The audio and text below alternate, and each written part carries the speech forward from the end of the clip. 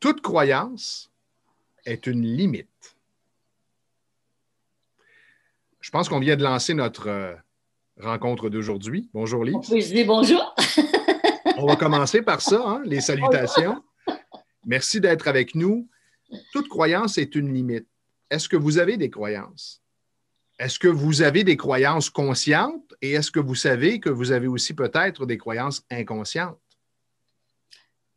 Moi, je pense que très souvent, nos croyances peuvent être très inconscientes, qu'elles soient dynamisantes. J'aime beaucoup Anthony Robbins, le grand vulgarisateur de la PNL. Quand il parle des croyances, j'ai suivi sa formation, il parle de croyances dynamisantes et de croyances paralysantes. Alors, je trouve que ces mots-là évoquent l'émotion dynamisante, paralysante.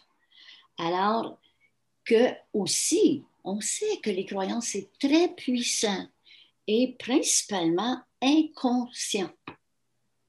Et comme tu dis, quand on parle d'une croyance limitante, ça te limite, ça te garde, ou paralysante, c'est une Une, croyance qui ne te supporte pas, je pense. une croyance est généralement une pensée maintes fois répétée à laquelle ou auquel se sont collées des émotions. Mais il y a aussi des croyances qui sont plus neutres pour nous, des croyances fondamentales, comme moi, quand j'étais jeune, par exemple, on dînait à midi et on soupait à 17 heures. Oui. Alors, aujourd'hui, c'est encore la réalité, mais parce que j'ai des coachings à 18 heures, alors que la fin de semaine, je me permets de souper un peu plus tard, mais ça m'a pris un certain temps à m'adapter et souvent, si j'étais chez des amis, par exemple, arrivait 17h, 17h15, et là, dans ma tête, j'étais pas bien là, parce que je me disais, mais on va souper à quelle heure, là? Alors, Exactement. c'est une croyance limitante parce que qui dit qu'il fallait souper à 17h? J'ai des amis en Europe et eux, ils vont souper à 19h, 19h30 et parfois même 20h.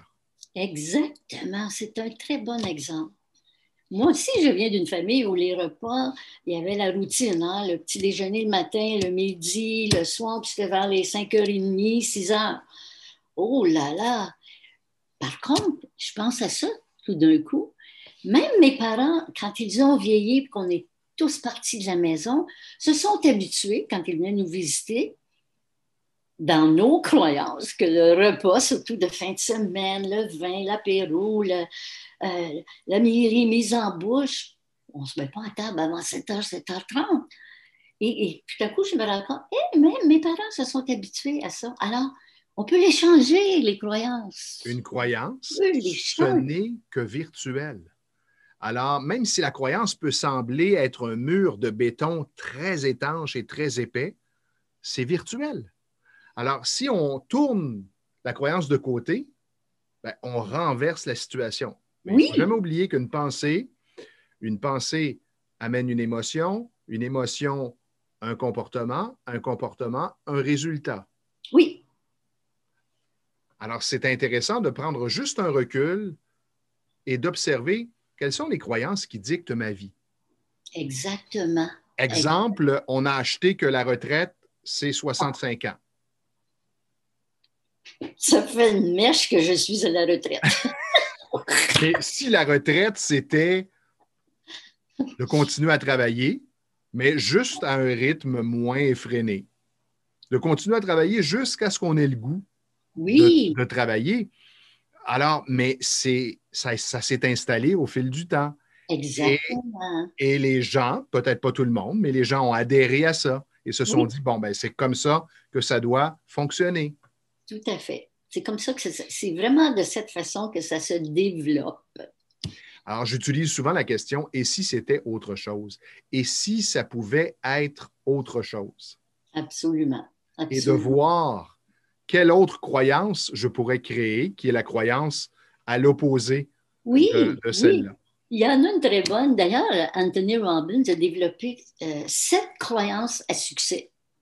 Et moi, je me disais, si on regarde aussi qu'il y a des bonnes croyances, des croyances, lui, il les appelle dynamisants, il en a nommé 7. une, entre autres, que je me souviens, c'est l'échec n'existe pas. Seuls les résultats existent.